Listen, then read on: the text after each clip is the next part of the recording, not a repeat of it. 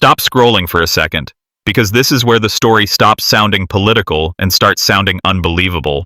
Over $2.5 trillion tied up in accounting gaps at the United States Department of Defense. Audit failures year after year, and yet no serious conversation about shutting it down, while smaller agencies get eliminated almost overnight in the name of waste, fraud, and abuse. That contradiction is exactly what Jared MosKowitz exposed in a hearing that felt less like routine oversight and more like a carefully set trap. Calm, methodical, he walked the witness through a simple chain of logic. If every agency has some level of waste, and oversight, not elimination, is the solution, then why does that standard suddenly change depending on the target? The answer never came, and that silence said everything. Because this isn't just about numbers, it's about consistency.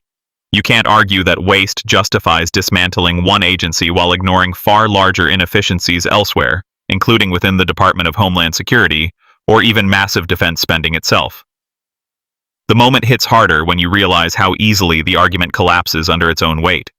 If the same rules were applied across the board, entire departments would be on the chopping block. But they aren't.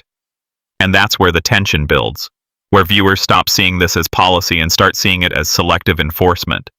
The real drama isn't in the dollar amounts alone, it's in the double standard, the gap between what's said and what's done, and the uncomfortable realization that accountability isn't being applied equally.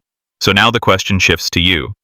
If transparency and oversight are truly the goal, should they apply everywhere, even to the biggest, most powerful institutions, or only where it's politically convenient? Drop your take below, because this conversation doesn't end here. And if you want more breakdowns like this that cut through the noise and get straight to what actually matters, stick around and follow along.